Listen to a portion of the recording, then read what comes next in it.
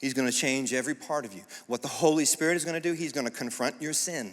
The Holy Spirit is the challenger of our souls. He will confront every part of your life until you get better. That's why so many people are uncomfortable with the Holy Spirit.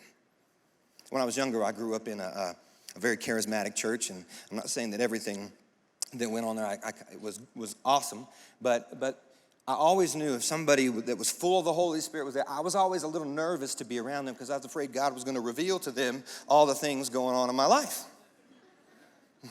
All the things I was doing that nobody knew about.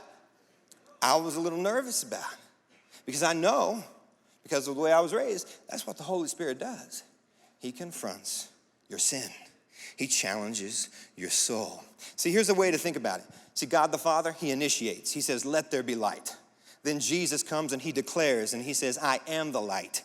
And then the Holy Spirit, he executes and he brings things to light. You see, the Holy Spirit is who's here.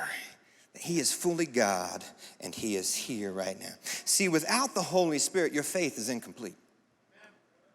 And see, some people don't understand why their faith isn't clicking, but it's because they're not acknowledging the Holy Spirit in their life. You see, where there is no acknowledgement of the Holy Spirit, there is no power. Where there is no acknowledgement of the Holy Spirit, there is no power. And what happens when the power goes out? When the power goes out, what do? If you're in a place you don't know where you're at, you freeze, you stop, you don't move. If the power goes out in your house, what do? You all come to one room, you all light a candle, and you all hang out around that little bit of candle. Nobody leaves to go anywhere else. You've lived in that house your entire life. You know it front and backwards, but all of a sudden the power goes out, and you're walking around like this the entire time. You know where every piece of furniture is, but you're walking around like this. And see, here's the same thing. Without the Holy Spirit, there is no power. And what happens, there's a lot of churches in America today that aren't acknowledging the Holy Spirit. And they're all coming and huddling together. But see, what happens when the power comes back on? You all spread out and go wherever you needed to go. And the problem is, until the power comes in to that church, no one's going out. Everybody's huddling together. See, we have to have this power. We have to. See, without the Holy Spirit, what we end up doing is just giving people rules and regulations.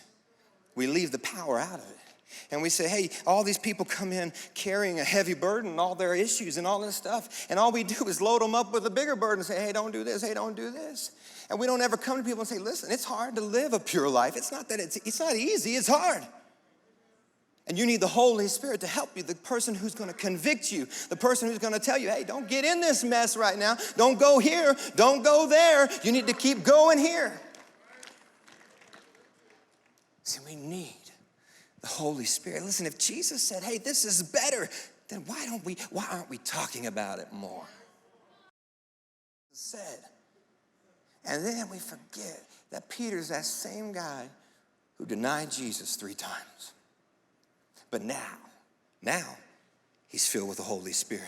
So it doesn't matter what his past is. It doesn't matter what anybody says, because now he has the power to be the witnesses.